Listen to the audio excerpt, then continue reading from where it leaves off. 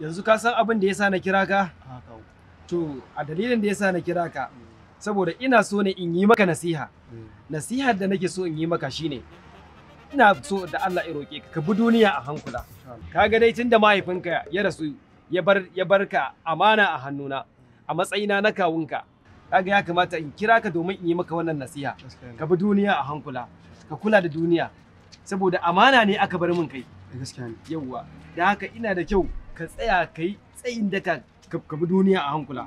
Yawwa, don haka Allah ya maka albarka. Allah ya maka albarka. Wannan guri da kake zuwa kake sana'an nan, gaskiya ina jin daɗi sosai da sosai. Ka yi iya bakin ƙoƙarinka. Ka ji aiko abin da na gaya maka?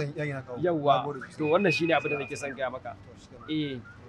Ganin cewa kana min addu'a kuma kana min faɗa, ka gaya min gaskiya, da na je kudu yasa na sai maka sabuwar waya. Amma fa gaskiya na gode yaran nan. Wayan ma kuma na zamani. Android. Kai gaskiya na gode. To amma fa na gode yaran nan. Saboda gaskiya na ji daɗi da wannan waya da ka siya mun. Sai dai kuma ka san wani abu? Wayan nan ta zamani ce. Sai dai a hankula sai ka koya mini yadda zan yi aiki da ita. Yauwa. Gaskiya na gode. Allah saka maka da alkhairi. Ai in akwai ma zan baka wannan. Allah isaka maka da alkhairi. Wannan waya kuma da ka kawo mini gaskiya na gode. Yauwa. Dan haka wancan yaro kaga wancan yaro da yake kaga irin wancan yaran? To karka biye wa irin wayancan yaran. Saboda su ne barayin kaza na unguwan nan. Da su ne masu sace kaza a unguwan nan. Da ganin wannan shirin. Su ne karka biye musu irin su. To dan Allah, karka bani kunya. Ka bi nasiha da na gaya maka. Ka bi duniya a hankula. Yanzu ni zan shiga daga gida. Idan ka dawo ka koya mini yadda ake dangwala wannan waya. Yewa.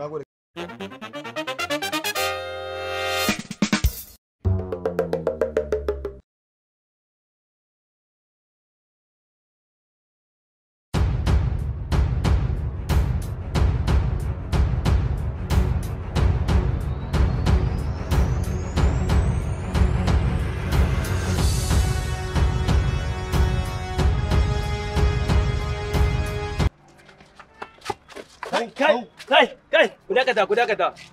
Menene ya faru? Barawo ne. Barawo? Sata? Me ya sata muku? Waya ya sata mu. Waya? A to, masha Allah. Tsugunna. Alhamdulillah, waraka ta samu. Ai dama ina ta godiya, ina ta ƙara roƙon Allah akan in samu warakar wannan yaro. Na gode Allah.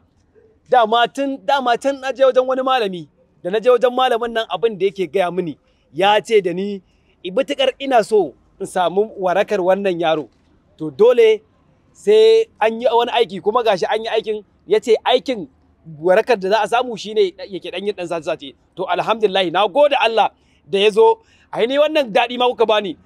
Kai ina wayar take? Kawo. Ina wayar da na baka jiya? Okay. Nasu ne wayar. Wayar ma nasu ne? To alhamdulillah. Ai ni na ji daɗi. Kai Allah saka muku da alkhairi. Kun warkar min da yaro. Shikenan a sauka lafiya. A wai su last warning. Idan muka ƙara ganin ka angonmu sai na yanka ka. Zo mu je rabu da shi. To tashi kai gida.